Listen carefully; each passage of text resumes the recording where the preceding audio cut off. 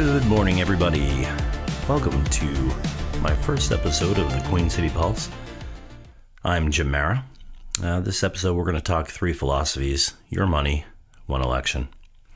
Election day is this Tuesday, November 4th. And today I want to talk a bit about our mayoral race. We've got 3 very different candidates, 3 different philosophies on spending. And we are in a moment where spending decisions really matter because people in Manchester are struggling.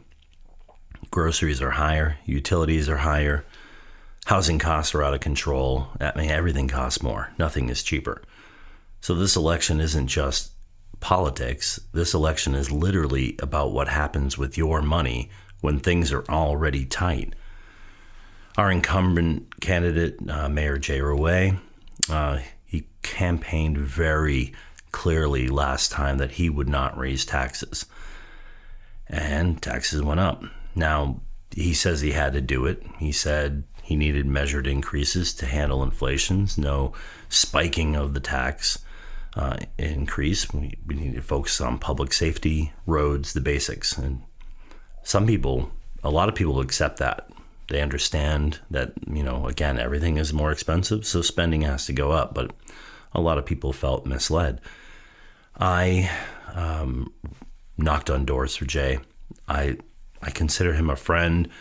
I like him a lot. I know he cares about the city. And those things are not in question for me. But I told people taxes would not increase. No new taxes. So I feel that message personally, a little bit differently. And structurally, we elected more conservatives onto the board of mayor and alderman, but as we've seen, they split apart. And when conservatives fracture, Democrats end up running the outcomes. So with Jay, my question becomes, even if his intentions is fiscal discipline, can that discipline actually hold if his own side can't stay unified? That's something we have to really think about. Jessica Spillers, I don't know her very well. Just what, I've heard her talk about. She talks about investment. She wants more investment in students, after school programs, mental health, supports, etc. Her message is more resources lead to better outcomes. I believe she means well. I believe that. But our school system for years has been the least constrained budget area in Manchester, and Manchester sits at the bottom in student performance statewide. This is no secret. We're spending a lot of money in the school district, and the academic outcomes are awful. So what are we spending our money on? The spending is not the problem. Spending without accountability is the problem. And with Jessica, my personal concern is, would she ever say no to anything? The superintendent's budget, the school board, would she hold the line? Would she stand up to Democratic majority? Or would she become another yes vote in the system that already doesn't restrain itself? And then we have Rich Gerard at large, a long staple in this community, has held public office. Rich wasn't even in the race originally. He jumped in late. He's running as a write-in candidate. He's the wild card. Because low turnout elections plus write-in candidates with a sharp message can change outcomes. Rich is the only one making spending culture itself the issue. He says Manchester spending has drifted. We need to audit before expanding. We need to justify dollars before spending them. That's not comfortable talk. Departments won't love it, and cuts could absolutely and will absolutely happen. But he's the only candidate saying out loud that we must correct spending first before growing it. Now, people in the city don't have extra money right now. Most families are stretched thin. And when spending proposals come up, like a $2.5 million skate park, which realistically, once bonded could end up being 5.5 million locked in for 20 years. It matters who is in the chair when that vote comes up.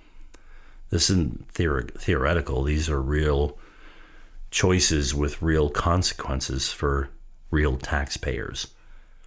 We need people who don't treat our tax dollars like monopoly money. So I'm not telling you who to vote for. I'm not endorsing anyone here publicly, but I am asking you, please do your homework. Look at these candidates. Look at what they're saying. Look at how they talk about your money. Look at their history. Look at how they respond to pressure. And ask yourself, who spends carefully in a time where families are struggling? Who holds people accountable? Who can say the word no when it counts? We have a lot of new candidates stepping up into this race with some great ideas and a whole lot of energy. Don't just vote for that person because you voted for them 3, 4, 5 times already. Who's out there? Who's ready to do the work? And let's get a balanced school board.